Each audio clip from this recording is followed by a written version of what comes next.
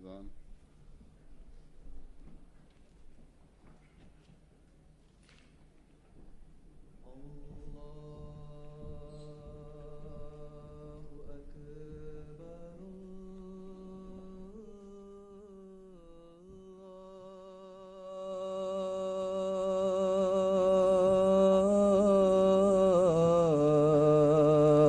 أكبر. الله أكبر.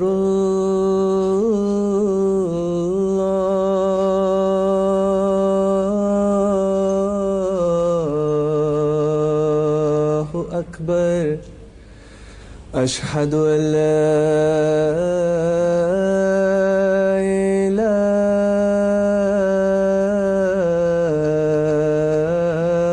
إلا الله.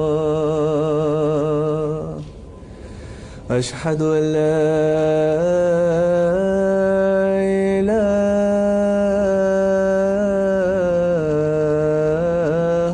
إلا الله.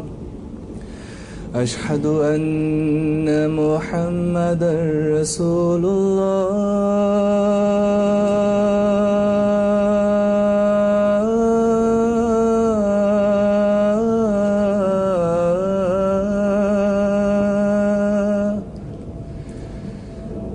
أشهد أن محمدا رسول الله.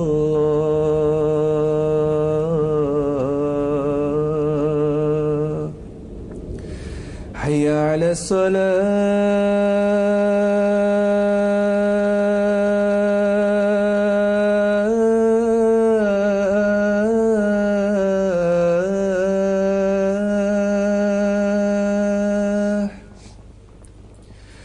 حي على الصلاة.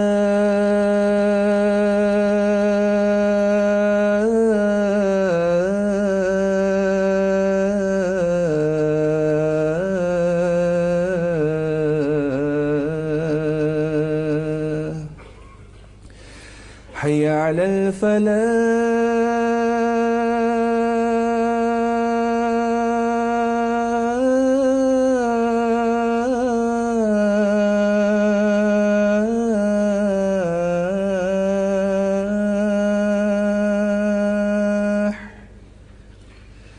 حي على الفلاح.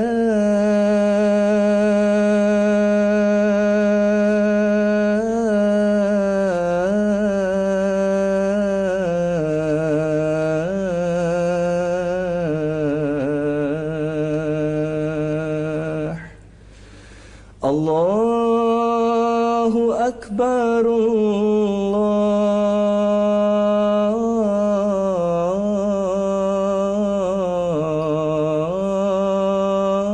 الله أكبر. لا إله إلا الله.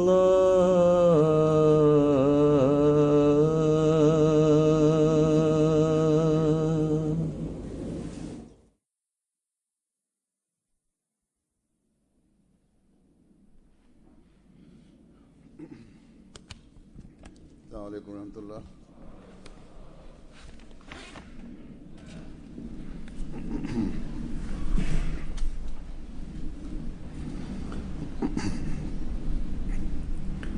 أشهد أن لا إله إلا الله وحده لا شريك له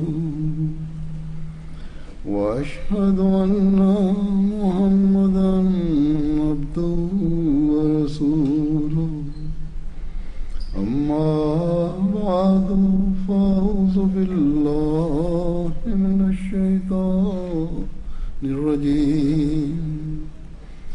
بسم الله الرحمن الرحيم. الحمد لله رب العالمين. الرحمن الرحيم. مالك يوم الدين.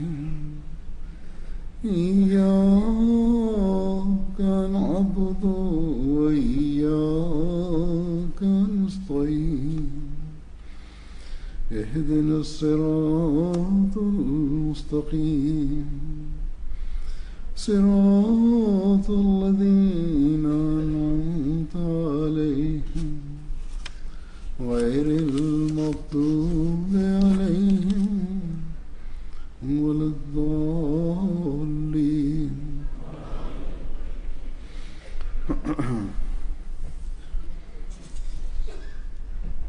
सबसे पहले तुम्हें ये सभिनी खां पहिरियां त मां ही चवणु चाहींदुसि त जुमे जे लाइ जमायत हिते अॼु जेका जॻह वरिती आहे ऐं ईंदड़ जुमे जे लाइ बि इहो ई चयो वञे थो त हिते जुमो थींदो। हिते एयरपोर्ट वेझो हुअण जे करे ऐं जहाज़नि जी अचु वञ जे करे जहाज़नि जो लुड़ थी सघे थो, शायदि कॾहिं कॾहिं घणो थी वञे तमामु।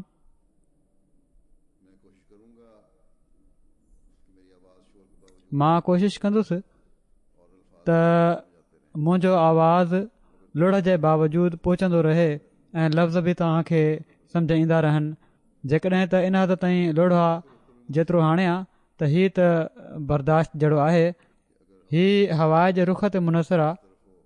हीअ चवनि था त जेकॾहिं हवा जो रुख हिन पासे हुजे त आवाज़ु घणो ईंदो, जेकॾहिं ॿिए पासे हुजे त पोइ कुझु घटि ईंदो। बहरहाल जॻह जी सोढ़ जे करे बैतु सुबुह में जुमो न पियो थी सघे ऐं मुनासिब क़ीमत ते का ॿी जॻह या हाल जमायत खे ही चवनि था असांखे मिली न सघियो। मुंहिंजो हूअं ख़्यालु आहे त जेकॾहिं टाइम ते कोशिशि कनि हा त ही मिली बि सघे पियो, पर असांजे माण्हुनि जी आदत आहे त बिल्कुलु मौक़े ते कमु शुरू कंदा आहिनि ऐं इन ख़ुशफ़हमी में रहंदा आहिनि त कमु थी वेंदो।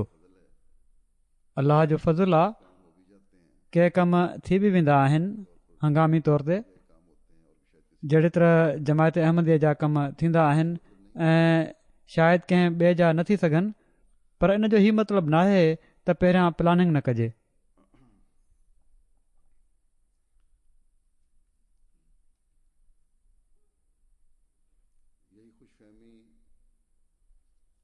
इहा ई ख़ुशफ़हमी ऐं तवजो न ॾियणु ऐं अहमियत जो अहसासु न हुअणु आहे जंहिंजे करे नई ख़रीद कयल इमारत जेका आहे बैतु सुबुह सां गॾु बैतुल आफ़ियत, उते अञा ताईं जुमो या कंहिं क़िस्म जा प्रोग्राम करण जी इजाज़त नाहे मिली। गुज़िरियल साल जॾहिं मां आयो हुउसि जलसे ते त बैतु सुबुह में जुमो पढ़ायो वियो हुयो ऐं जॻह जी सोढ़ जे करे औरतुनि ऐं चौधारी जी जमायतुनि खे बि रोकियो वियो हुयो त जुमे ते न अचनि। उन वक़्तु मूं जमायत जी इंतिज़ामिया खे चयो हुयो त बैतुल आफ़ियत जे इस्तेमाल जी इजाज़त जल्दी वठो त जीअं अहिड़े क़िस्म जी ॾुखियाईनि खे मुंहुं न ॾियणो पवे। मुंहिंजे ख़्याल में या घटि में घटि हिननि जी रिपोर्टुनि जे मुताबिक़ संजीदगीअ सां हाणे ही उन वक़्त खां कोशिशि कनि पिया था, पर कौंसिल के नंढा नंढा एतिराज़ लॻाईंदी पई थी वञे त ही ॻाल्हियूं हिननि खे पहिरियां पंहिंजे साम्हूं रखणु घुरिजनि पियूं त कौंसिल का हिननि जे इंतिज़ाम हेठि नाहे त वेंदा ऐं क्लीयरेंस वठी वठंदा। जॾहिं इमारत ख़रीद कई वई हुई उन वक़्त खां संजीदगीअ सां ऐं फौरी तौर ते उन जे इस्तेमाल जी इजाज़त ऐं जेके बि तब्दीलियूं करणियूं हुयूं उन ते कमु शुरू थी वञणु घुरिजे पियो ऐं जेकॾहिं उहो कमु शुरू थी वञे हा त अॼु एॾी ॾुखियाई न थिए हा। तोड़े ईस्टर जी मोकलुनि जे करे ही हिननि जे ख़्याल में तमामु वॾी जॻह हुई अॼु जी ऐं माण्हुनि जे वधीक अचण जे करे हीअ जॻह बि घटिजी वई आहे ऐं हीअ तंगी बैतुल आफ़ियात में बि थी सघे पई। पर उमूमी जुमा उते पढ़ी सघजनि पिया। 2-3 साल थी विया आहिनि इमारत ख़रीद कए ऐं अञा ताईं इन जे इस्तेमाल में कुझु रंडकूं आहिनि। उन वक़्तु जॾहिं हीअ इमारत ख़रीद कई वई हुई दुनिया जा हालात बि कुझु बहितर हुआ। मुसलमाननि जे हवाले सां कुझु बहितर हालात हुआ ऐं जल्दी इन जे करे इजाज़त बि मिली सघे पई जेकॾहिं उन वक़्तु कमु शुरू थिए हा। पर अॼु मुसलमाननि जे बारे में जेके हिननि जा तहफ़ुज़ात आहिनि उहे वधी विया आहिनि।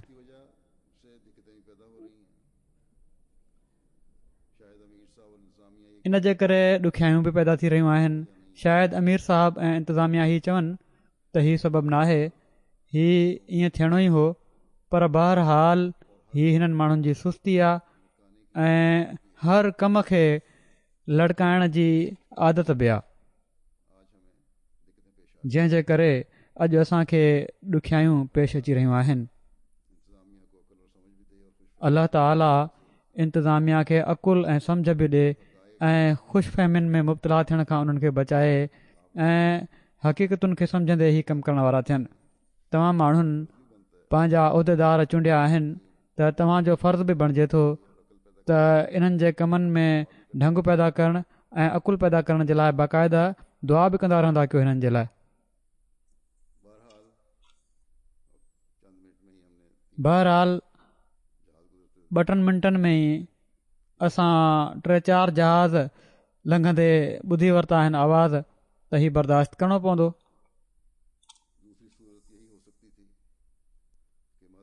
ॿी सूरत इहा ई थी सघे पई त महदूद अंग में माण्हुनि खे जुमे ते अचण जे लाइ चयो वञे हा ऐं औरतुनि ते बि पाबंदी लॻाई वञे हा।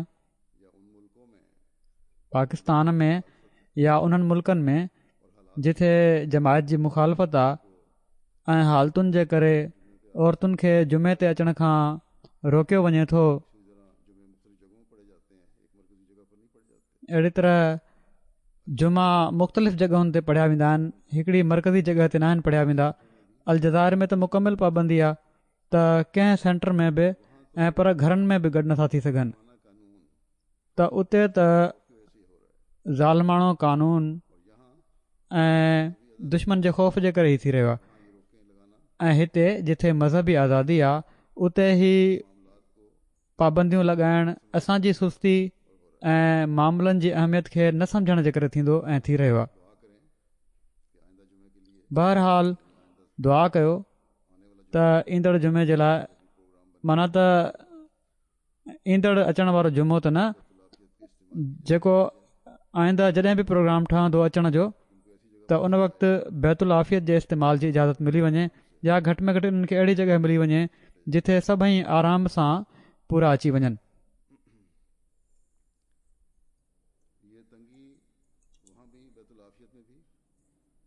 हीअ तंगी उते बि बैतुल आफ़ियत में बि कुझु वक़्त जे लाइ त ख़तमु थी सघे थी।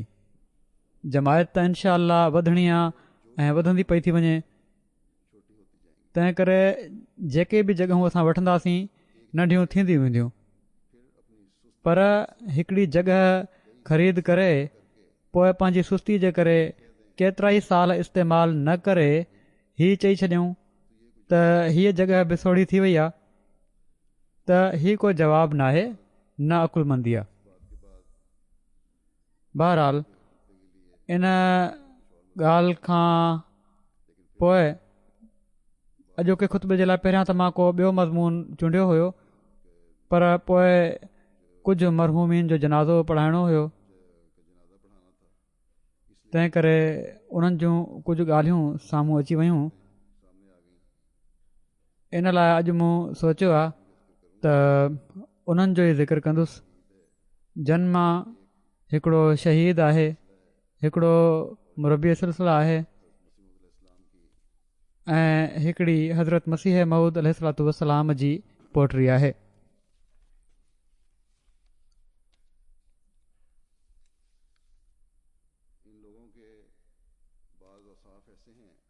हिननि माण्हुनि जूं के अहिड़ियूं ख़ूबियूं आहिनि जेके जमायत जे हर तबिके जे लाइ नेक मिसाल आहिनि ऐं इहे ई अहिड़ियूं ॻाल्हियूं आहिनि जेके असां मां केतिरनि जे लाइ क़ाबिल तक़लीद नमूनो आहिनि।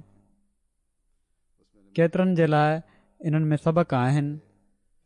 सो मूं मुनासिबु सम्झियो त बजाए हिननि मरहूमीन जे मुख़्तसिर ज़िक्र जे कुझु खोले हिननि जे बारे में बयानु कयां।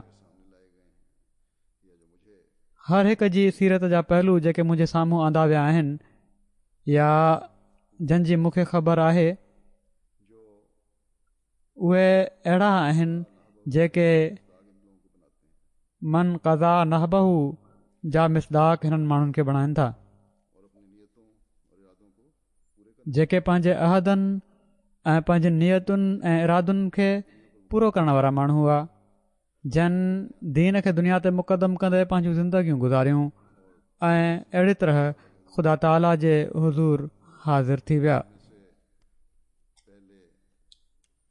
हिननि मां पहिरियां असांजा शहीद भाइर प्रोफेसर डॉक्टर इशफ़ाक़ अमन साहिबु आहिनि, जिन खे गुज़िरियल जुमे ते शहीद कयो वियो।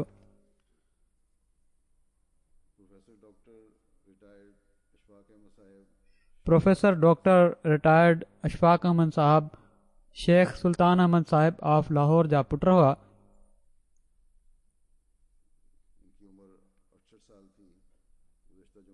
हिननि जी उमिरि 68 साल हुई।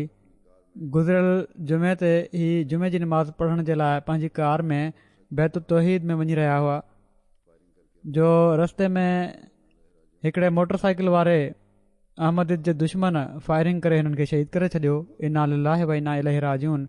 तफ़सीलनि जे मुताबिक़ चवनि था त वाक़े वारे ॾींहुं शहीद मरहूम पंहिंजे 12 सालनि जे पोटे अज़ीज़म शाहज़ैब ऐं हल्का सब्ज़ार जे हिकिड़े अहमदी दोस्त मुकर्रम ज़हीर अहमद साहब सां गॾु पंहिंजी कार में जुमे जे लाइ मस्जिद वञी रहिया हुआ। शहीद मरहूम पाण गाॾी ड्राइव करे रहिया हुआ। उन्हनि जो पोटो अॻिते ॿी सीट ते वेठो हुयो, ॿिया दोस्त पोयां वेठा हुआ। सब्ज़ाज़ार मां मुल्तान रोड ते पहुता, जिथे रोड ठहण जे करे ट्रैफ़िक बीठल हुई। हिननि जी गाॾी बीहंदे ई हेलमेट पातल मोटरसाइकिल ते हिकिड़ो शख़्स ड्राइविंग सीट जे भरिसां अची उन लोंदड़ी ते पिस्टोल रखे गोली हलाए छॾी ऐं भॼी वियो। फायर लॻण सां गोली लोंदड़ी मां आर पार थी वई ऐं थॾे ते ई पाण शहीद थी विया ऐं ॿिया ॿई महफ़ूज़ रहिया। उन्हनि खे उन कुझु न चयो। शहीद मरहूम जे ख़ानदान में अहमदियत शहीद मरहूम जे ॾाॾे मुकर्रम शेख अब्दुल कादिर साहब जे ज़रिए हज़रत मसीह मऊद अलैहिस्सलातु वस्सलाम जे लुधियाना अचण जे ज़माने में आई। संदन ख़ानदान जो तालुक़ संगरूर ओभर पंजाब इंडिया सां हुयो। हिन इलाइक़े जे हिकिड़े बुज़ुर्ग मुकरम पीर मीरा बख़्श साहब अहमदियत क़बूल करण खां बाद शहीद मरहूम जे ॾाॾे खे अहमदियत क़बूल करण ॾांहुं दावत ॾिनी। इन ते शहीद मरहूम जे ॾाॾे ख़ानदान समेत अहमदियत क़बूल करे वरिती। पाकिस्तान ठहण खां अॻु शहीद मरहूम जा ॾाॾा फ़ौत थी विया हुआ। पाकिस्तान ठहण खां पोइ हिननि जी ॾाॾी मोहतरमा आयशा साहिबा ख़ानदान जी अॻुवाणी कंदे ख़ानदान सां गॾु इंडिया मां पाकिस्तान लाहौर हिजरत कई। कुझु वक़्तु कैंप में रहण खां पोइ संतनगर लाहौर में रहाइश अख़्तियार कयऊं, जिथे शहीद मरहूम जी 1949 में पैदाइश थी। कुझु सालनि खां पोइ ही ख़ानदान रबुआ शिफ्ट थी वियो। शहीद मरहूम जी शुरूआती तालीम रबुआ जी आहे। मैट्रिक पास करण खां पोइ वेटनरी कॉलेज लाहौर में दाख़िला वरितऊं। पोइ ॿीहर हिननि जी फैमिली इन जे करे लाहौर शिफ्ट थी वई। MSc वेटनरीज़ करण खां पोइ वेटनरी कॉलेज में लेक्चरर तौरु नौकरी कयऊं ऐं पोइ प्रोफेसर जे उहिदे ताईं तरक़ी थियनि। मरहूम जा वालिद शेख सुल्तान अहमद साहब पंजाब पुलिस में सब इंस्पेक्टर हुआ ऐं पोइ FSF जॾहिं ठही आहे त उते इंस्पेक्टर जूं ख़िदमतूं सरंजाम ॾींदा रहिया। मरहूम अलाह जे फज़ुल सां मूसी हुआ, ख़िलाफ़त सां तमामु घणी मोहबत रखंदा हुआ, तहजिद गुज़ार ऐं महिमान नवाज़ी ऐं ख़िदमत ख़ल्क़ करण वारा, उहिदेदारनि जी इताअत करण वारा, नेक मुख़लिस इंसान हुआ। हमेशह जमायती ख़िदमत में अॻु भरा रहंदा हुआ ऐं तमामु आला अख़लाक जा मालिक हुआ। दावत अल्लाह जो ॾाढो शौक़ु हुयुनि। बुलंद अख़लाक ऐं सभिनी सां सुठे तरीक़े सां मिलंदड़ हुअण करे पंहिंजे स्टूडेंट्स ऐं साथी प्रोफेसरनि में हिकु जहिड़ो मक़बूल हुआ। पंहिंजे साथी प्रोफेसरनि खे घर घुराए खाधो खाराईंदा हुआ अक्सर, ऐं जमायत जो असराइते अंदाज़ में तारुफ़ कराईंदा हुआ। इन जे करे कॾहिं कॾहिं खेनि धमकियूं बि मिलंदियूं हुयूं, पर कॾहिं बि परवाह न कयऊं ऐं पर चवंदा हुआ त हीअ त मामूली ॻाल्हि आहे। नंढपण खां ई शहीद मरहूम में जमायती ख़िदमत जो जज़्बो तमामु घणो हुयो ऐं जमायती ऐं तनज़ीमी सतह ते मुख़्तलिफ़ शोबनि में कमु करण जी तौफ़ीक़ मिलियनि। हल्का सब्ज़ाज़ार में रहाइश रखण खां बाद हल्के जा सदर ऐं नायब ज़ईम आला तौरु अहसन रंग में ख़िदमत जी तौफ़ीक़ मिलियनि। हिन साल हिननि जी मुक़ररी बतौर सेक्रेटरी दावत इल्लाह इमारत अलामा इक़बाल टाउन लाहौर थी हुई ऐं तमामु सुठे अंदाज़ में पाण पंहिंजी दावत इल्लाह जी शुरूआति कई हुआऊं, प्रोग्राम ठाहिया हुआऊं। हिननि जी घरवारी जी बीमारी संदन जे सूर जी बीमारी हुई, वॾो वक़्तु बीमार रहियूं ऐं वॾी ख़ुशी सां हिननि उन्हनि जी बि ख़िदमत कई ऐं डिसंबर में गुज़िरियल साल डिसंबर में हिननि जी घरवारी जी वफ़ात थी वई हुई। हिननि जी का औलाद न हुई। हिकिड़ो नेपाज पुटु हुयुनि, पालियल पुटु हुयुनि, उन जा 2 ॿार आहिनि, शाहज़ैब ऐं शाहज़ैन, जेके हिननि वटि लाहौर में रहनि था ऐं उहो ई पुटु हुयो ग़ालिबन हिननि सां गॾु जुमे ते वेंदे। हिननि जा हिकिड़ा भाउ इलियास साहब बर्मिंघम में रहनि था। हीअ चवनि था त तमामु शफ़ीक़ भाउ हुआ, नंढे भाइरनि जो वॾे भाउ वांगुरु न पर पीउ वांगुरु ख़्यालु रखियऊं। असांजी तरबियत में नुमाया किरदारु अदा कयऊं। निमाज़ ऐं उन जो तर्जुमो, क़ुर शरीफ़ सभु कुझु उन्हनि खां सिखियो। असां पंहिंजे नंढे भाइरनि जो ख़्यालु रखंदा हुआ। तालीम में बि पाण हमेशह असांजी मदद ऐं रहनुमाई कयऊं। स्कूल वञी असांजे उस्तादनि सां मिलंदा हुआ ऐं असांजे बारे में फ़िक्रमंद रहंदा हुआ। जमायती प्रोग्रामनि में वॾे एहतमाम सां असांखे तयारु करे साण वठी वेंदा हुआ। मुख़्तलिफ़ इल्मी मुक़ाबलनि में हिसो वठण जे लाइ तयारु कंदा हुआ। निमाज़ बाजमात जे लाइ साण वठी वेंदा हुआ। जेकॾहिं ॿाहिर पंहिंजा वॾा भाउ नंढनि भाइरनि खे अहिड़ी तरह साण वठी वञणु लॻनि ऐं पीउ माउ बि, त असांजी मस्जिदुनि जी हाज़िरी केतिरा भेरा वधी सघे थी। पोइ चवनि था त जमायती ड्यूटियुनि में हमेशह पहिरियां असांखे वठी वेंदा हुआ।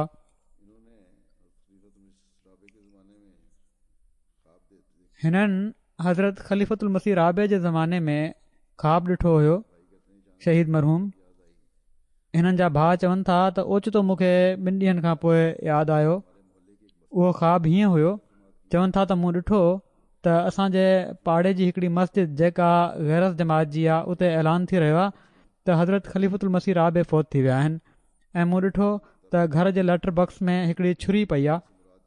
उन वक़्तु उन्हनि ताबीर उन जी हीअ कई हुई त छुरी ॾिसण जो मतिलबु जमायत खे क़ुर्बानियूं ॾियणियूं पवंदियूं ऐं हज़रत ख़लीफ़तुल मसीह राबे जी वफ़ात जे ऐलान मां हीअ मतिलबु थी सघे थो त उन्हनि जे दौर में जमायत एॾी तरक़ी कंदी जो वफ़ात जो बाक़ाइदा स्पीकरनि ते ऐलान थींदो।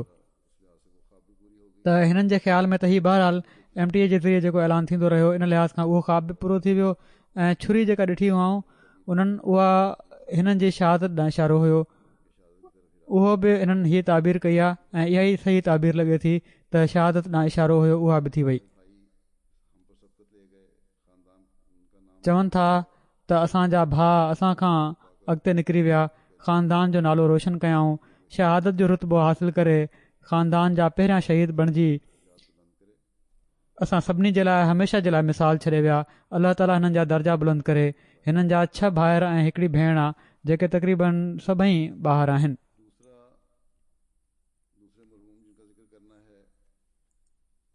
ॿिए मरहूम जंहिंजो ज़िक्र करणो आहे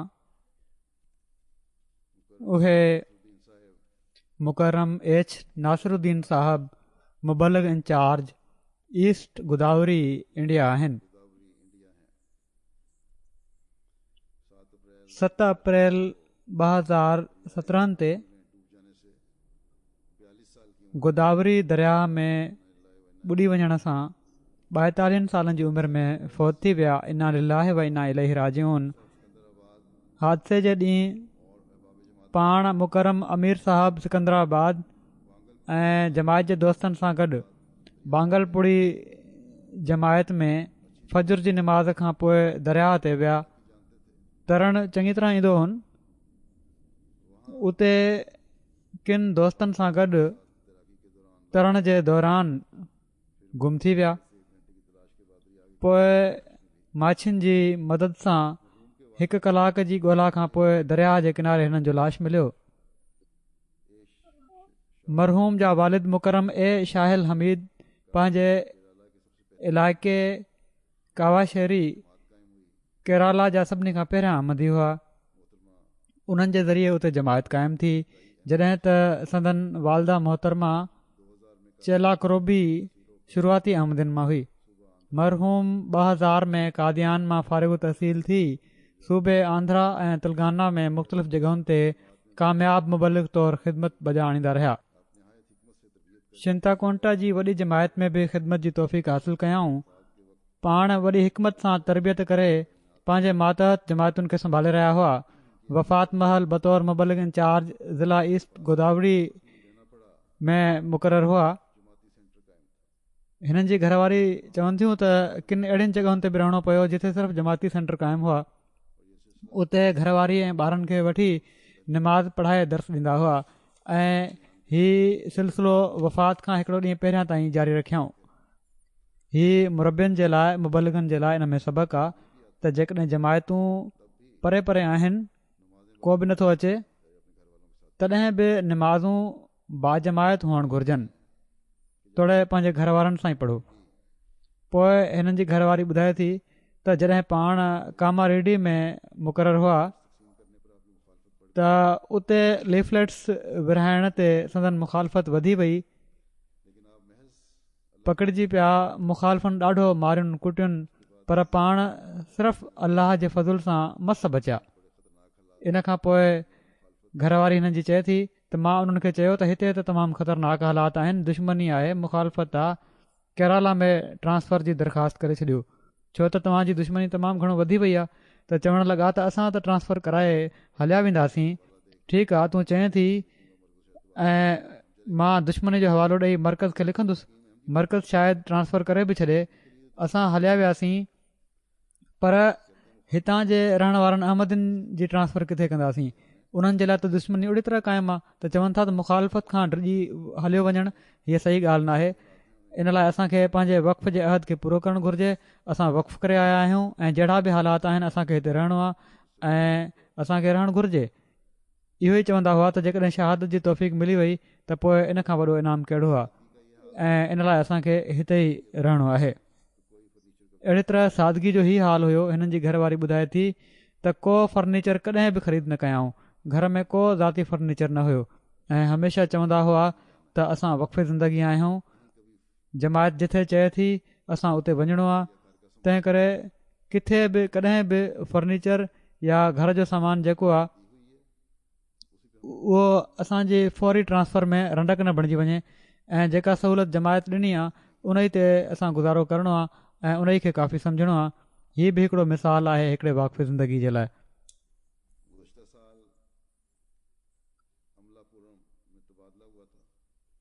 गुज़िरियल साल अमलापुरम में ट्रांसफ़र थी हुई।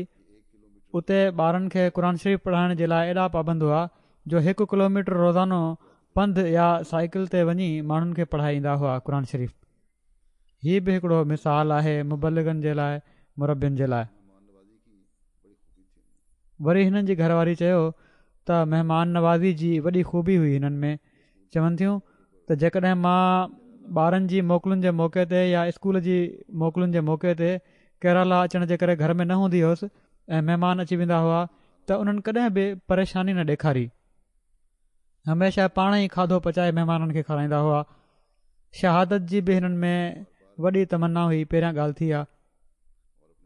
हिननि चयो त मां बार बार हज़रत मुस्लिह मऊद रज़ी ताला अन्हु ऐं पंहिंजे वालिद मरहूम खे ख़्वाब में ॾिठो आहे ऐं मुंहिंजा वालिद मूंखे इशारो कनि था, सॾनि पिया था। बहरहाल हिकिड़े रंग में हिननि जी शहादत अहिड़ी तरह बि थी वई। दीन जी ख़िदमत जे लाइ वियल हुआ ऐं उते ई उन दीनी दौरे जे दौरान ई हिननि जी वफ़ात थी आहे, हादसाती वफ़ात। हीअ बि शहादत जो हिकिड़ो क़िस्म आहे। ॾाढा दुआऊं घुरंदड़, तहजुद गुज़ार, सभिनी सां सुठो मिलंदड़ तबलीगी मैदान में हिकिड़ा दिलेर मुजाहिद हुआ। केतिरा ई भेरा मुखालफ़नि हिननि खे क़ैद करे मारियो कुटियो। इन जो ज़िक्र हिकु दफ़े मां पंहिंजे ख़ुतबनि में जेके वाक़िया ॿुधाईंदो आहियां जलसे जी तक़रीर में, उहो ओॾी महिल वाक़ियो ॿुधायो आहे। ऐं हिननि जो बि मूं मार कुट जो जेको ख़ौफ़नाक तरीक़े सां मुलनि हिननि खे मारियो हुयो। हिननि जी वालदा आहे पोड़ी, पोइते रहिजी वियल भातियुनि में घरवारी आहे ऐं 2 पुट आहिनि। 2 वॾा भाइर आहिनि हिननि जा। हिकिड़ा H सुलेमान साहब अमीरतला पालघाट केरला ऐं शमसुद्दीन साहब शमसुद्दीन साहब नज़ारत नशरो इशात कादियान जे मलयालम सेक्शन में हिन वक़्तु ख़िदमत जी तौफ़ीक़ हासिल कनि पिया था। हिननि सां गॾु ख़िदमत जी तौफ़ीक़ हासिल करण वारा मुबल्लिग़ नवीदुल फ़तह शाहिद साहब चवनि था त मौलाना H नासिरुद्दीन साहब केरला जा रहण वारा हुआ। तक़रीबन 18 सालनि खां सूबे आंध्रा ऐं तेलंगाना में ख़िदमत बजाणे रहिया हुआ। चवनि था त अक्सर इन जे करे हिक ई इलाइक़े में रहण जे करे मुलाक़ातियूं थींदियूं हुयूं। मीटिंग में वॾी आजिज़ी सां वेहंदा हुआ। सिलसिला अहमदिया जी तरक़ी जे लाइ हर कमु करण जे लाइ तयारु रहंदा हुआ। तमामु ई प्यार करण वारा वजूद हुआ। आलिम बाअमल हुआ। बिना नागे जे तहजुद पढ़ंदा हुआ। रोज़ानो बाक़ाइदगी सां तालीम तरबियत कंदा हुआ। दफ़्तरी कम जे लाइ ज़रूरी हर रोज़ु ख़ासि वक़्तु ज़रूरु रखियो हुआ ॾींदा हुआ। वॾी उमिरि जे माण्हुनि जी इज़त हिकिड़ी ख़ासि ख़ूबी हुई। हिननि जी नंढनि सां सुहिणो वर्ताव बि हिकिड़ी ख़ासि ख़ूबी हुई। रोज़ानो बाक़ाइदगी सां ॿाहिरि निकिरंदा हुआ। को डपु न हुयनि। मुखालिफ़ आहिनि त छा कंदा। ऐं इन जे करे गैरहमंदियुनि जो बि हल्को हिननि जो तमामु वसी हुयो, छो त उन्हनि सां बि वॾी ख़ुशी सां मिलंदा हुआ। तमामु हरदिल अज़ीज़ हुआ। चवनि था मां कॾहिं बि हिननि जे निरड़ ते घुंझ न ॾिठो, कॾहिं बि कावड़ में न ॾिठो। पंहिंजे साथी मोलमीन सां बि वॾो सुहिणो वर्ताव कंदा हुआ। हमेशह उन्हनि जो ख़्यालु रखंदा हुआ ऐं अहिड़ी मोहबत हुई हर हिक सां जो हर को जेको हिननि सां मिलंदो हुयो उहो हिननि ते घोर वेंदो हुयो। हज़रत मसीह मऊद अलैहिस्सलाम जे किताबनि जो वॾे एहतमाम सां मुतालियो कंदा हुआ। बाक़ाइदगी सां मुतालियो हो हिननि जो ऐं वॾो एहतमाम हुयो। उन जे लाइ टाइम रखियो हो हिननि ख़ासि। ऐं हीअ बि हर मुबलिग ऐं मुरबी जे लाइ तमामु हिकिड़ो अहम ऐं ज़रूरी सबक़ु आहे। क़ुर शरीफ़ जी तिलावत खां कॾहिं बि गाफ़िल न रहंदा हुआ। डायरी रोज़ानो बाक़ाइदगी सां लिखंदा हुआ ऐं हमेशह खां हीअ आदत रही हुअनि त ख़िलाफ़त तरफ़ां जेका ॻाल्हि चई वञे उनखे गौर सां ॿुधणो आहे। हमेशह ख़ुतबनि खे तमामु गौर सां ॿुधंदा हुआ ऐं पोइ न सिर्फ़ु ॿुधंदा हुआ ऐं पर हीअ कोशिशि हूंदी हुई त पूरी तरह अमल करणो आहे। के दलील न आहिनि पेश करणा ऐं पर हर लफ़्ज़ ते अमल करण जी कोशिशि कंदा हुआ। ऐं हीअ बि हिकिड़ी तमामु अहम ॻाल्हि आहे वाक़फ़ीन ज़िंदगी जे लाइ। ख़िलाफ़त सां तमामु घणी मोहबत करण वारा हुआ। पाण सॻोरन सल्लल्लाहु अलैहि वसल्लम ऐं हज़रत मसीह मऊद अलैहिस्सलाम सां इश्क ऐं मोहबत तमामु घणी हुई। ऐं हीअ चवनि था त हीअ अहिड़ियूं ख़ुशूसियतूं हुयूं जेके हिननि जे वजूद में निमाया अहिड़ियूं ख़ुशूसियतूं हुयूं नज़र ईंदियूं हुयूं। मुखालफ़नि कामारेडी में बिलाल मस्जिद में वठी वञी हिननि खे ॾाढो मारियो ऐं सब्र सां मार खाईंदा रहिया ऐं पोइते न हटिया। हीअ चवनि था मुरबी साहब ॿिया त मां जॾहिं मार खाई इस्पताल में दाख़िल थिया, पुलिस जे ज़रिए हिननि खे कढायो हुयो त उन वक़्तु इस्पताल में वञी मां हिननि खे मिलुसि ऐं ॾिठुमि त ठीकु आहे, फटिया पिया आहिनि ऐं पटियुनि में वेढ़िया पिया आहिनि पर चेहरे ते हिकिड़ो रूहानी हज़ हुयो, ॾाढो ख़ुशि हुआ ऐं पाण ई सॼो वाक़ियो ॾाढो ॿुधाइण लॻा त मुख़ालिफ़ पुछनि पिया त मिर्ज़ा ग़ुलाम अहमद कहिड़ी दावा कई आहे। हीअ ॿुधाइनि पिया त ज़िली नबूअत जी दावा कई अथनि।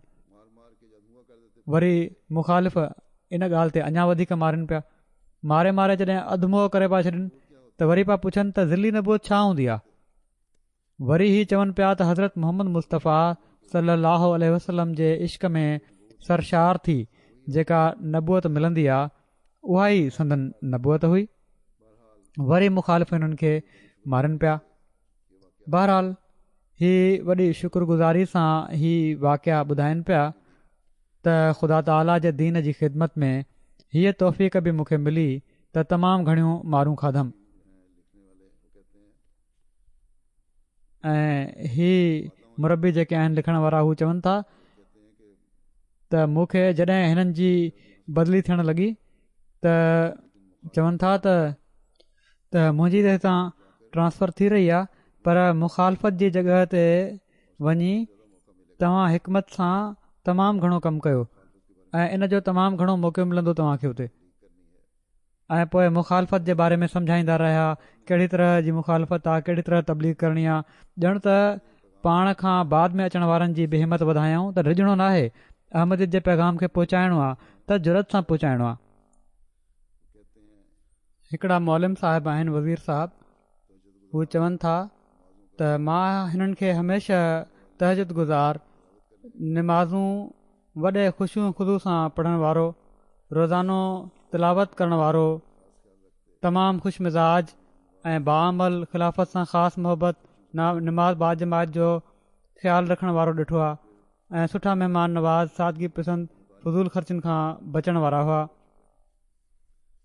पोइ हीअ लिखनि था त मौसूफ़ खे मुताले जो ॾाढो शौक़ु हुयो। पहिरियां बि ॻाल्हि थी चुकी आहे। को सुवालु पुछिजे त बहितरीन रंग में जवाबु ॾींदा हुआ। अक्सर जॾहिं बि कंहिं प्रोग्राम या महफ़िल में ख़ुशूसनि सफ़र जे दौरान ख़ुदाम सां वेहंदा हुआ त जमायत जो तज़किरो ऐं ईमान अफ़रोज़ वाक़िया ॿुधाईंदा हुआ। हर हिक सां आला अख़लाक सां पेश ईंदा हुआ, जंहिंजे करे हर को हिननि सां गॾु रहणु पसंदि कंदो हुयो। ऐं हीअ चवनि था त जॾहिं हिननि खे हिकु दफ़ो कामा रेडी में लीफलेट्स विरहाइण जे करे मुख़ालिफ़नि हमले जो प्लान ठाहियो हिननि खे मारण जो, 20 फरवरी योम मुस्लिम मौत जो जलसो हुयो। ही नमाज़ सेंटर पहिरियां ई पहुची विया हुआ।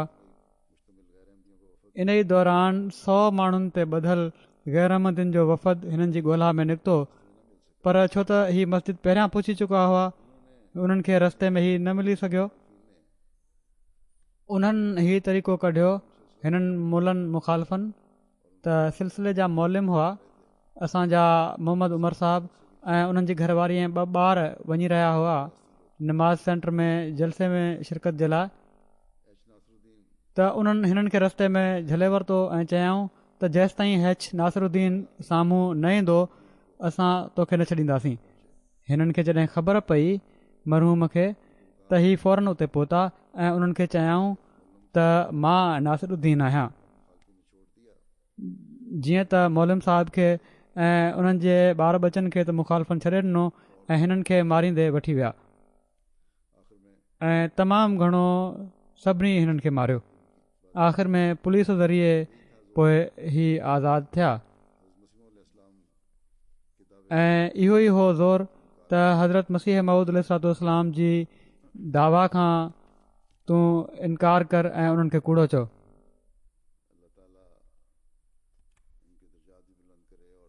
अल्लाह ताला हिननि जा दर्जा बि बुलंद करे ऐं हिननि जे ॿारनि खे बि सबुर ऐं हौसलो ॾिए।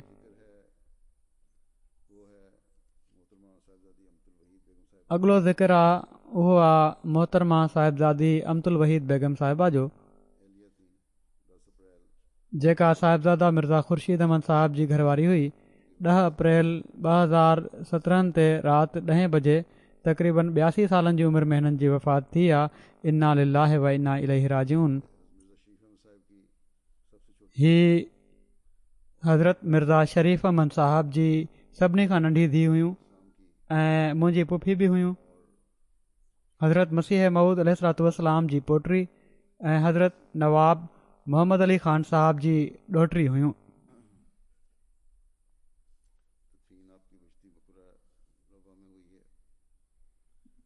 हिननि जी तदफ़ीन बेशती मक़बरे रबुआ में थी आहे।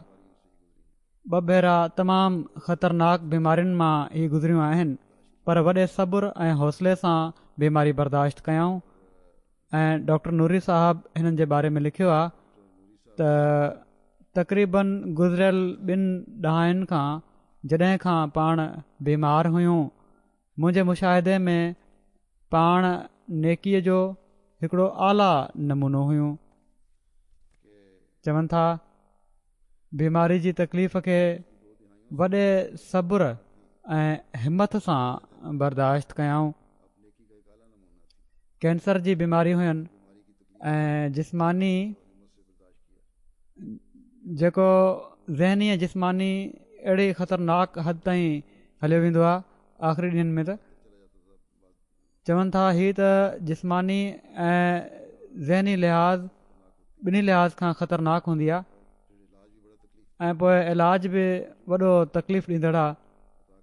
पर इन जे बावजूदु पाण अलाह ताला जी अता कयल ताक़त ऐं सब्र सां इन बीमारी खे पंहिंजे रोज़ाना जी ज़िंदगी में हारिज थियणु न ॾिनो ऐं वरी हिमत ऐं सब्र सां इन बीमारी जो मुक़ाबिलो कयऊं। ऐं डॉक्टर साहब लिखनि था त पाण खिलंदे ऐं बेख़ौफ़ थी सभु कम कंदियूं रहंदियूं हुयूं ऐं ख़ुदा ताला जी रज़ा ते राज़ी हुयूं। पंहिंजे बीमारी जे आख़िरी ॾींहंनि ताईं बि घरु संभालियो हुआऊं ऐं इन सां गॾोगॾु पंहिंजे मुड़ुस जो बि ख़्यालु रखण वारियूं हुयूं। हिकिड़ो मिसाली तालुक़ु हुयो मुड़ुस सां बि ऐं पाण बि बीमार हुयूं, पर जॾहिं हिननि जे मुड़ुस मुकरम साहिबज़ादा मिर्ज़ा ख़ुर्शीद अमन साहब जी एंजियोप्लास्टी थी आहे त पंहिंजी बीमारी विसारे उन्हनि जी ख़िदमत ऐं हमदर्दी बि कंदियूं रहियूं ऐं ख़्यालु बि रखंदियूं रहियूं।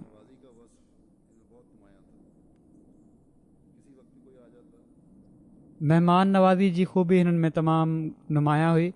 केॾी महिल बि को अची वेंदो हुयो त ख़िदमत चाकरी कंदियूं हुयूं ऐं ग़ैर महिमान बि ॾाढा हिननि वटि ईंदा हुआ जलसे जे ॾींहंनि में बि ऐं शूरा वग़ैरह ते बि। त हमेशह तमामु घणो हिननि उन्हनि जो ख़्यालु रखियो। बीमारी खां पोइ हिते लंडन बि 2 भेरा आयूं आहिनि, मूंसां मिलियूं आहिनि। 2005 में कादियान में मुलाक़ात थी हुयनि पहिरियों भेरो मूंसां ख़िलाफ़त खां पोइ जॾहिं हिते आयूं आहिनि तॾहिं बि ऐं वॾो इख़लास ऐं वफ़ा जो तालुक़ु हुयुनि हिननि जो ख़िलाफ़त सां। बावजूदु वॾो रिश्तो हुअण जे, वॾी उमिरि हुअण जे, वॾी आजिज़ी सां मिलंदियूं हुयूं।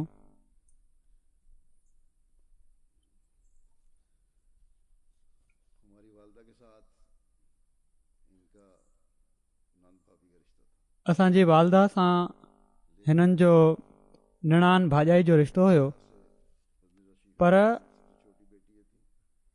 उमिरि जे लिहाज़ खां हज़रत मिर्ज़ा शरीफ़ अहमद साहब जी सभिनी खां नंढी धीउ ही हुयूं ऐं मुंहिंजी सभिनी खां वॾी भेण ऐं हीअ तक़रीबन हिकु जहिड़ियूं हुयूं ऐं इन लिहाज़ खां मुंहिंजी वालदा हमेशह हिननि सां पंहिंजे ॿारनि वांगुरु वर्ताव कयो ऐं हिननि बि कॾहिं बि उन्हनि खे भाॼाई न सम्झो ऐं पर हमेशह मूं ॾिठो आहे त वॾो अदब एतिराम ऐं लिहाज़ हुयो ऐं वॾो बुज़ुर्ग सम्झो आहे हिननि मुंहिंजी वालदा खे हमेशह ऐं वॾो हिकिड़ो अहिड़ो तालुक़ु हुयो जेको मिसाली हुयो।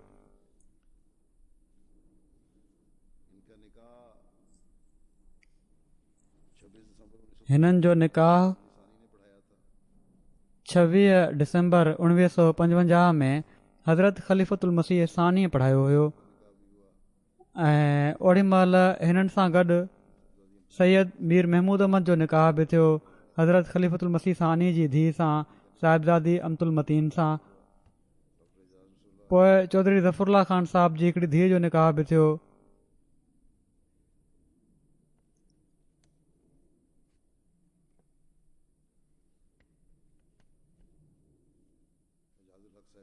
एजाज़ुल हक़ साहिब सां त हज़रत ख़लीफ़तुल मसीह सानीअ 26 डिसंबर ते जलसे जे इफ़्तिताह खां पहिरियां फ़रमायो त इफ़्तिताही कलिमात ऐं दुआ खां पहिरियां मां कुझु निकाहनि जो ऐलान कंदुसि। हज़रत ख़लीफ़तुल मसीह सानीअ फ़रमायो त आम तरीक़ो त इहो ई आहे त निकाह जलसे खां पोइ 29 डिसंबर ते थींदा आहिनि, पर हिननि निकाहनि में कुझु मुस्तस्ना ॻाल्हियूं आहिनि। हिकु त ही पाण फ़रमाइनि था त हिकु ही त मुंहिंजी पंहिंजी धीउ अमतुल मतीन जो आहे, जंहिंजो सैयद मीर महमूद अहमद साहब इब्न मीर इसहाक़ साहब सां थिए पियो थो। ॿियो चौधरी ज़फ़रुल्ला ख़ान साहब जी धीउ जो आहे, ऐं टियों अमतुल वहीद बेगम बिंत मिर्ज़ा शरीफ़ अहमद साहब जो निकाह आहे, जेको मिर्ज़ा ख़ुर्शीद अहमद इबिन मिर्ज़ा अज़ीज़ अहमद सां थिए पियो थो। ऐं मिर्ज़ा ख़ुर्शीद अहमद साहब वाक़फ़ी ज़िंदगी बि आहिनि। ऐं पोइ अॻिते उन्हनि फ़रमायो हज़रत मुस्लिम मऊद त हीअ अञा तालीम हासिलु कनि पिया था ऐं वक़फ़ कंदा।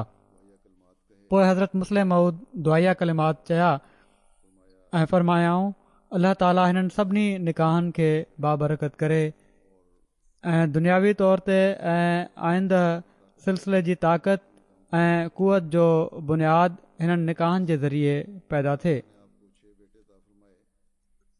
अल्लाह ताला जे फज़ल सां अल्लाह ताला खेनि 6 पुट अता फ़रमाया, जिन मां 4 पुट वक़फ़े ज़िंदगी आहिनि, 2 डॉक्टर आहिनि, फ़ज़ल उमर इस्पताल में कमु कनि पिया था। हिकिड़ा PhD डॉक्टर आहिनि, नज़ारत तालीम में आहिनि, ऐं हिकिड़ा वकील आहिनि जेके सदर अंजुमन अहमदिया में मशीर क़ानूनी जे दफ़्तर में आहिनि।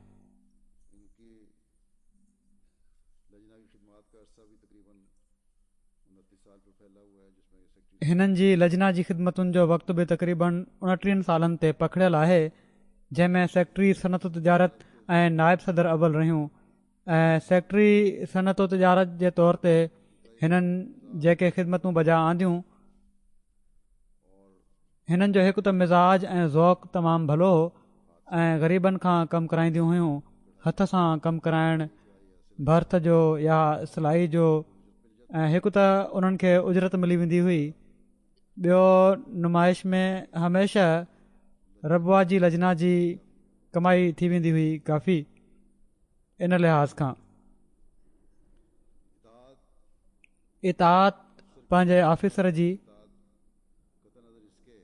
पंहिंजे बाला ऑफिसर जी इताअत क़तई नज़र इन जे जो कहिड़ो रिश्तो आहे ऐं कहिड़ो उमिरि जो फ़र्क़ु आहे, तमामु घणी हुई। मुंहिंजी घरवारीअ मूंखे ॿुधायो त 2 साल जॾहिं हूअ सदर लजना रबवा रही आहे त ही सेक्रेटरी सनत तिजारत ऐं नायब सदर जे तौर ते उन्हनि सां गॾु कमु कंदियूं रहियूं ऐं हमेशह तमामु ख़ुशि दिली सां ऐं वॾी आजिज़ी सां, वॾी इताअत सां कमु साण कयाऊं। ऐं जेको बि हिननि जे ज़िमे कमु लॻायो वियो उनखे उन्हनि वॾी बशाशत सां सरअंजाम ॾिनो। हिननि जा मुड़ुस मुकरम मिर्ज़ा ख़ुर्शीद अहमद साहब चवनि था त हिकिड़े वाक़फ़े ज़िंदगी जी घरवारी हुअण जो हक़ अदा कयईं। मूंखां कॾहिं बि को मुतालबो न कयईं, ॿारनि जी तरबियत जो ख़्यालु रखियईं ऐं इहो ई तरबियत जो नतीजो आहे जो अल्लाह ताला जे फज़ुल सां 6 पुटनि मां 4 वाक़फ़े ज़िंदगी आहिनि। ऐं पोइ पंहिंजे ॿारनि सां गॾोगॾु घर में मौजूदु मुलाज़मनि जे ॿारनि खे बि तमामु सुहिणे रंग में रखियाऊं। जेकॾहिं को क़ुर शरीफ़ न पढ़ियलु हूंदो हुयो त उनखे क़ुर शरीफ़ पढ़ाईंदियूं हुयूं। ॿारनि सां उन्हनि खे बि क़ुर शरीफ़ पढ़ायूं। मुलाज़मनि जे ॿारनि खे, वॾे अंग में अहिड़ा ॿार आहिनि जिन खे उन्हनि जी उमिरि जे मुताबिक़ पहिरियां क़ुर शरीफ़ नाज़रा ऐं पोइ तर्जुमे सां पढ़ायूं। हीअ लिखनि था त कॉलेज जे ज़माने में हिननि जॾहिं हू पढ़ी रहियूं हुयूं ख़्वाब में ॾिठो त मियाँ अब्दुर्रहमान साहब, हिननि जा मामा मालिर कोटले जा हुआ, तमामु वणंदड़ ऐं भला सोना कंगण कंहिं औरत सां हिननि लाइ मोकिलिया आहिनि। ऐं साण चयाऊं त 65 त 82, 65 ऐं 82 उहा औरत हिननि खे कंगण ॾींदे चवे थी त 65 ऐं 82।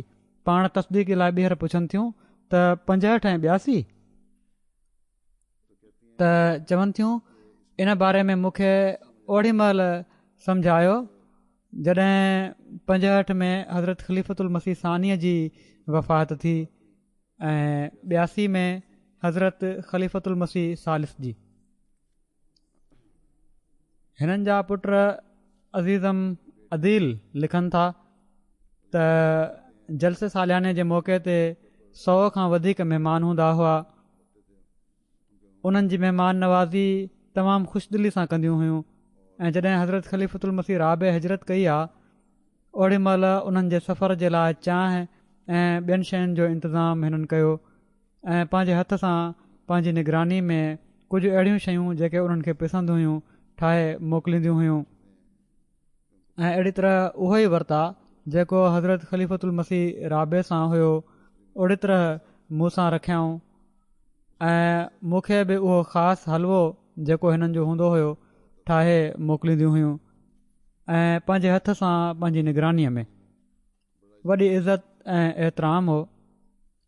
पंहिंजी वालदा जी ॾाढी ख़िदमत कयऊं, पंहिंजे ससु सहुरे जी वॾी ख़िदमत कयऊं,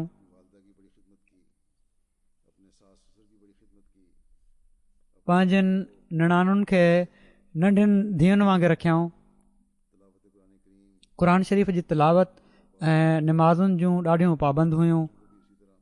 ॿारनि खे बि अहिड़ी तरह पाबंद रखियऊं ऐं मस्जिद मोकिलींदियूं हुयूं ऐं ॿारनि खे पोइ फजर जी निमाज़ खां पोइ तिलावत जे लाइ विहारींदियूं हुयूं। उन्हनि खे चवंदियूं हुयूं त तिलावत कयो। ग़रीबनि जो ख़्यालु रखणु, मुलाज़िमनि जो ख़्यालु रखणु तमामु घणो हुयो।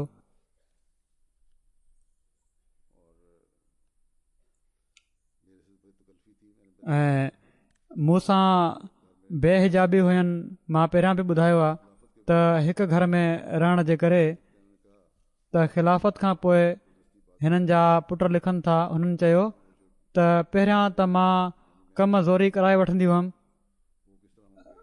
हाणे मुंहिंजा उहे कम जेके मुंहिंजे ज़िमे हुआ माना मां त उहे अंजाम ॾींदो हुउसि। उन्हनि जा कम उहे कीअं थींदा या उन्हनि जी ज़मीनुनि जा मामला हुआ उहे त बहरहाल उन्हनि खे मूं तसली ॾिनी। उनखां बाद कॾहिं बि उन्हनि कंहिं क़िस्म जो मुतालबो न कयो ऐं हमेशह जेको मां चवंदो हुउसि उन जे मुताबिक़ अमल कंदियूं रहियूं ऐं राज़ी रहंदियूं रहियूं।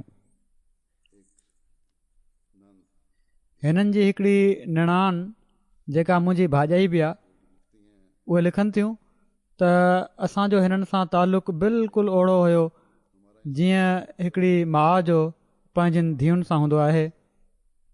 वालदा मोहतरमा जी वफ़ात खां पोइ असां सभिनी जो ॾाढो ख़्यालु रखियऊं। असांजनि शादियुनि में कपिड़नि, ज़ेवर, ॾाज वग़ैरह जा सॼा इंतज़ाम पाण करायाऊं जीअं हिकिड़ी माउ पंहिंजी धीउ जे लाइ कंदी आहे। शादी खां पोइ अॼु ताईं हर ईद ते ईद जी ख़र्ची मोकिलींदी हुई जीअं माइरूं पंहिंजनि धीअनि खे मोकिलींदियूं आहिनि। केतिरनि ई ॿारड़ियुनि खे पंहिंजे घर में पालियऊं ऐं उन्हनि जी हर तरह सां दीनी ऐं दुनिया जी तालीम तरबियत जो ख़्यालु रखियऊं। ग़रीब ॿारड़ियुनि जो उन्हनि हिकिड़ी मुलाज़िमा जी ॿारड़ी हुई जेका पाली हुई, पाण पाली हुआऊं ऐं उनजी शादी ते ई चवनि थियूं त असां सभिनी खे पैगाम मोकिलियऊं पंहिंजे निणानुनि खे त जेकॾहिं तव्हां हिन जी शादी ते शामिलु न थींदव त मां तव्हां माण्हुनि जी ॿारनि जी शादी में शामिलु न थींदसि। अहिड़ी तरह वेझड़ाई जो इज़हार कंदियूं हुयूं ग़रीबनि सां बि। हिननि जी हिकिड़ी सभिनी खां नंढी निणान जेका आहे उहा लिखे थी त मां हिकु भेरे हिननि खां पुछियो त घणी उमिरि खां तव्हां तहजुद पढ़णु शुरू कयो हुयो। हिननि जवाबु न ॾिनो, टाराइणु चाहियऊं मूंखां, पर चवनि थियूं त मूं बार बार हिननि ते ज़ोर रखियो त हिननि ॿुधायो त मां 12 सालनि जी उमिरि खां बाक़ाइदा तहजुद पढ़ां पई थी। अहिड़ी तरह केतिरनि ॿारड़ियुनि जे ॾाजनि ऐं तालीम जा ख़र्च बर्दाश्त कंदियूं हुयूं ऐं लजना जो जेको फंड हूंदो हुयो दस्तखारी उन मां बि ॼाराईंदियूं हुयूं। किन जा फंक्शन अहिड़ा हूंदा हुआ जिथे ॿारड़ियुनि जी शादी जा जेके फंक्शन आहिनि त को पुछण वारो न हूंदो हुयो। ग़रीब ॿारड़ी आहे त पंहिंजे घरां खाधे वग़ैरह जो बि इंतज़ाम कयो हिननि ऐं ख़िलाफ़त सां इख़लास जो हिकिड़ो वाक़ियो हिननि जे मुड़ुस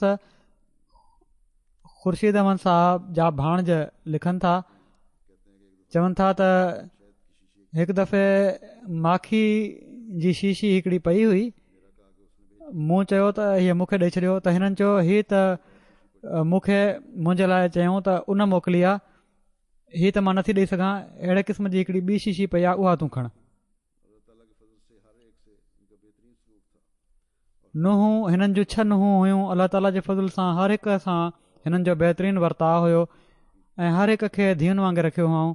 ऐं हिननि जी नंढी नुंहुं हिते डॉक्टर हामिदुल्ला साहबु आहिनि लंडन में, उन्हनि जी धीउ आहे, उन्हनि जी घरवारी बि बीमार आहे अॼुकल्ह।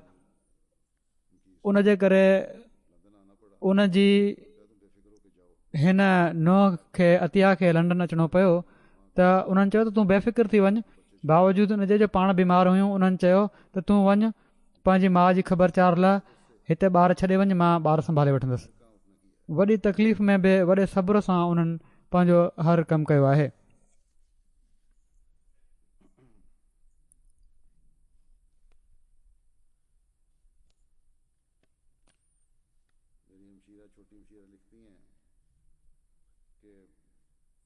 मुंहिंजी भेण नंढी भेण लिखे थी त कारकुननि खां जॾहिं कमु कराईंदियूं हुयूं त तमामु आराम सां कराईंदियूं हुयूं ऐं नुमाइश जूं ड्यूटियूं कॾहिं कॾहिं नुक़सान बि थी वेंदो हुयो त घणी सख़्ती न कंदियूं हुयूं, वॾी धीरज सां कमु कंदियूं हुयूं ऐं इन जे करे लजना जूं मेंबरात हिननि सां गॾु कमु करणु पसंदि कंदियूं हुयूं।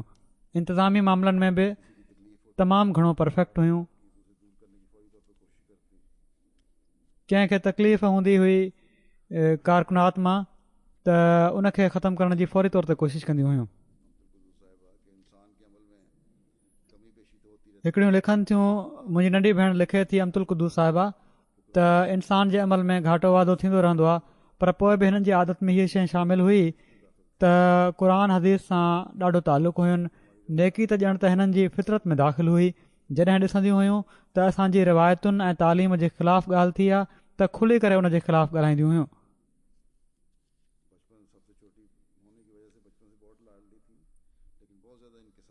सभिनी खां नंढी हुअण जे करे नंढपिण खां ॾाढियूं लाडलियूं हुयूं, पर तमामु घणो इंकिसार हुयुनि ऐं हमेशह इंकिसारी सां हर हिक सां मिलंदियूं हुयूं। मुंहिंजी वॾी भेण लिखियो अमतरूफ़ साहिबा त मॉडल टाउन पार्टीशन खां पोइ मॉडल टाउन लाहौर में जॾहिं असां हज़रत मिर्ज़ा शरीफ़ अहमद साहिब सां गॾु रहंदा हुआसीं, उन वक़्तु हज़रत मिर्ज़ा शरीफ़ अहमद साहिबु बाक़ाइदगी सां क़ुर ऐं हदीस पढ़ाईंदा हुआ सभिनी खे गॾु करे। त चवनि था उन खां बाद पोइ अमतुल वहीद जेका असांजी पुफी आहे हुई जेका फ़ौत थी आहे, हिननि खे बि उन वक़्त खां अहिड़ी आदत पई, पढ़ियूं ऐं पोइ मुख़्तलिफ़ ॿारनि खे ऐं पंहिंजे ॿारनि खे पढ़ायूं। ऐं हिकिड़े ॿार खे ॻाल्हाइण जो मसइलो हुयो त कलाकनि जा कलाक वेही वरजाए वरजाए क़ुर शरीफ़ उनखे सेखारियऊं ऐं हाणे उहो अलाह ताला जे फज़ल सां वॾो को मसइलो नाहे रहियो ऐं ॻाल्हाइण वारो ॿारु आहे। हीअ लिखे थी मुंहिंजी भेण त मैट्रिक खां पोइ FA रबुआ मां कयऊं, तहजिद खां पोइ पंहिंजी पढ़ाई शुरू कंदियूं हुयूं ऐं निमाज़ ॾांहुं बि हमेशह तवजो रहंदी हुई। अहिड़ी तरह ॿियनि माण्हुनि बि मुख़्तलिफ़ ख़ूबियूं लिखियूं आहिनि। हिननि जे पुट वरी लिखियो त ख़िलाफ़त खां पहिरियां त जेको तव्हां सां तालुक़ु हुयो उहो ॿियो हो ऐं हिकु ॾींहुं चवणु लॻियूं ख़िलाफ़त खां पोइ त भाइट जो रिश्तो ख़तमु थी वियो आहे, हाणे सिर्फ़ु ख़िलाफ़त जो रिश्तो बाक़ी रहिजी वियो आहे।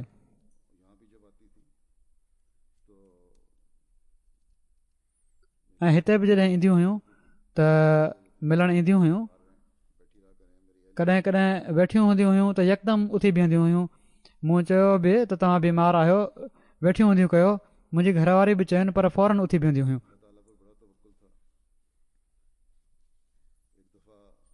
अलाह ताला ते ॾाढो तवकुल हुयुनि। हिकु भेरे हिननि जे नंढे पुट जी शादी वॾे खां पहिरियां थी वई। वॾे जे लाइ हिननि घर में पंहिंजो हिकिड़ो हिसो ठाहियो हुयो त हिननि जे मुड़ुस चयो त उहो हिसो नंढे खे ॾेई छॾ ऐं फ़िलहालु तौफ़ीक़ नाहे। हिननि चयो त न, जेको वॾे जे लाइ ठाहियो आहे उहो वॾे जे लाइ आहे, अलाह ताला इंतज़ाम करे छॾींदो।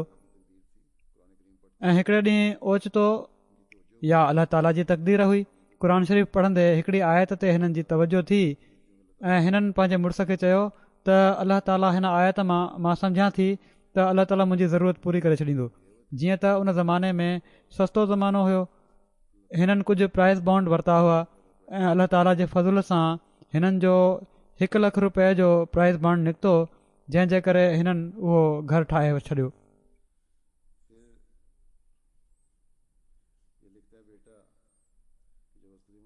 पोइ हीउ लिखे थो पुट त जॾहिं हज़रत ख़लीफ़तुल मसीह राबे जी वफ़ात जो इतलाउ आयो त असां सभई माण्हू निमाज़ जे लाइ मस्जिद विया हुआसीं ऐं असांजी उम्मी बि वॾे सदमे में हुई। त उन वक़्तु मुंहिंजी वॾी भाॼाई ॾाढियां रोअणु शुरू कयो त उम्मी उनखे चयो त चुप कर, हिन वक़्तु जमायत ते इब्तिला जो वक़्तु आहे ऐं हीउ दुआउनि जो वक़्तु आहे, हिन वक़्तु दुआऊं घुर। हीअ चवनि था त मां 9 सालनि जो हुउसि। हज़रत ख़लीफ़तुल मसीह सालिस जी जॾहिं वफ़ात थी आहे, ॿार हुउसि त कंहिं ॻाल्हि ते मुंहिंजी खिल निकिरी वई त मूंखे तमामु ज़ोर सां ॻाल्हा ॾिनऊं त तूं चुप कर, तोखे ख़बर न आहे त कहिड़ा हालात आहिनि हिन वक़्तु जमायत जा। अहसास नंढपिण खां ई ॼाणाईंदियूं हुयूं त जमायत जी अहमियत छा आहे। अहिड़ी तरह ॿारनि खे मुख़्तलिफ़ इंसेंटिव ॾेई सूरतूं यादि कराईंदियूं रहियूं। हिननि जे घर में ई पलियल वॾी थियल हिकिड़ी ॿारड़ी हीअ चवे थी, जंहिंजा मुड़ुस बि कारकुन आहिनि दफ़्तर प्राइवेट सेक्टरी में, त 4-5 सालनि जी उमिरि खां मां हिननि जे घर में आहियां। पाण मूंखे पढ़ायऊं, हर लिहाज़ खां मुंहिंजी तरबियत कयाऊं, मुंहिंजी शादी करायऊं। शादी खां पोइ जॾहिं को कमु हूंदो हुयो मूंखे पंहिंजे घर घुराए वठंदियूं हुयूं। चवनि थियूं हिकु भेरे मुंहिंजे घर आयूं त हिकिड़े पुराणे क़िस्म जो सोफ़ो पियो हुयो। उन्हनि पुछियो त हीउ किथां आयो आहे, ॿुधायमि त कंहिं पाड़ेसीअ ॾिनो आहे। उन्हनि चयो त हीउ सोफ़ो खणाए ऐं नओं सोफ़ो फ़ौरन ठाराए ॾिनऊं। मुंहिंजे पुट जी चवनि थियूं, हीअ औरत चवे थी त मुंहिंजे पुट जी पढ़ाई जो ॾाढो ख़्यालु रखियाऊं ऐं आख़िरी बीमारी जे ॾींहंनि में बि मुंहिंजे पुट जी शादी जे लाइ ज़ेवर वग़ैरह ठाराए ॾिनऊं ऐं हर शइ खे बारीकियुनि में ॾिसंदियूं हुयूं। अहिड़ी तरह रज़ाई रिश्तनि जो बि ॾाढो ख़्यालु रखण वारियूं हुयूं। हिननि जे रज़ाई जेके हिननि खे खीरु पीआरण वारियूं हुयूं, उन्हनि जे पुट स्विट्ज़रलैंड में आहे। हू चवनि था त मुंहिंजे वालिद जी परेशानी में ऐं हर तकलीफ़ में उन्हनि जो ॾाढो ख़्यालु रखियाऊं। अहिड़ी तरह हिननि जी रज़ाई भेण हुई, उन्हनि जे माइट मूंखे लिखियो त वॾी आजिज़ी सां उन जी बीमारी जे ॾींहंनि में उनजो ख़्यालु रखियाऊं। त हीअ केतिरियूं ख़ूबियूं हुयूं हिननि में। अलाह ताला हिननि जे ॿारनि में बि हीअ ख़ूबियूं जारी फ़रमाए ऐं ख़िलाफ़त सां वफ़ा जो तालुक़ु उन्हनि जो हुजे ऐं अलाह ताला दर्जा बुलंद फ़रमाए हिननि जा। निमाज़ुनि खां पोइ हिननि सभिनी टिनी जन माण्हुनि जो मरहूमिन जो मूं ज़िक्र कयो आहे, इन्हनि जो जनाज़ो ग़ाइब बि मां पढ़ाईंदुसि। अल्हम्दुलिल्लाह नहमदुहु व नस्तईनुहु व नस्तगफिरुहु व नुमिनु बिही व नतवक्कलु अलैहि व नऊज़ु बिल्लाहि मिन शुरूरि अनफुसिना व मिन सय्यिआति अअमालिना मन यहदिहिल्लाहु फला मुदिल्ल लहु व मन युद्लिल्हु फला हादिय लहु व नशहदु अन ला इलाहा इल्लल्लाह व नशहदु अन्ना मुहम्मदन अब्दुहु व रसूलुहु इबादल्लाहि रहमकुमुल्लाह इन्नल्लाह यामुरु बिल अदलि वल इहसानि व ईताइ ज़िल क़ुर्बा व यन्हा अनिल फ़हशाइ वल मुनकरि वल बग़ि यइज़ुकुम लअल्लकुम तज़क्करून उज़्कुरुल्लाह यज़्कुरुकुम वदूहु यस्तजिब लकुम व लज़िक्रुल्लाहि अकबर।